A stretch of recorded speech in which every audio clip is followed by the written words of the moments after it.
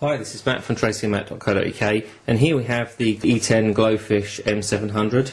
This is one of those devices that has been around for a little while, but kind of seems to have been somewhat overlooked and little reported. So I thought we'd take a look at the device and compare it to some of the others that are on the market, particularly in view of the fact that this device was one of the first, if not the first, to have a sliding QWERTY keyboard and GPS. So here's the device itself. This is the Glofiish M700, and we'll look at that in a little more detail in a moment.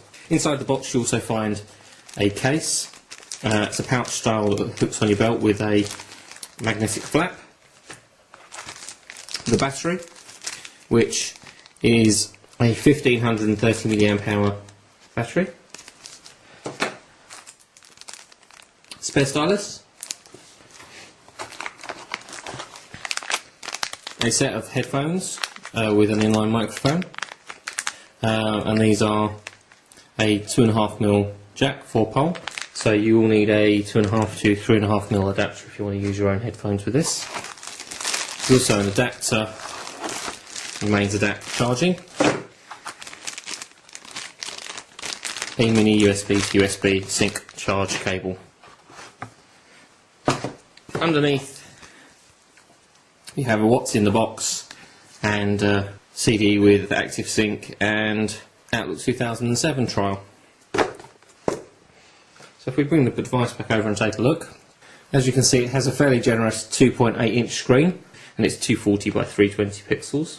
If we open her up, it reveals a full QWERTY keyboard with reasonably large keys. These are slightly raised and they feel quite good. You can use the device with both hands using your thumbs.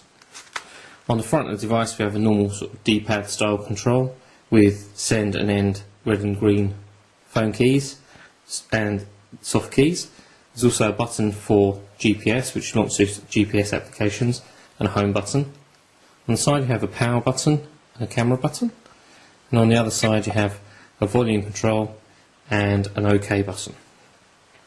On the back is a 2 megapixel camera with flash and built-in mirror so you can take pictures of yourself.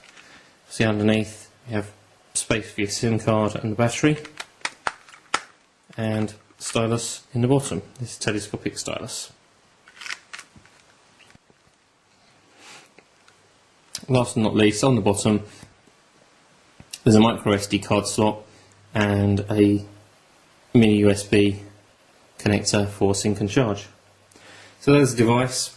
Very quickly, the specification is Windows Mobile 5. It is GPRS with Edge, has a 400 MHz processor, 128 MB of ROM, 64 MB of RAM, and built-in embedded Surfstar 3 GPS chipset.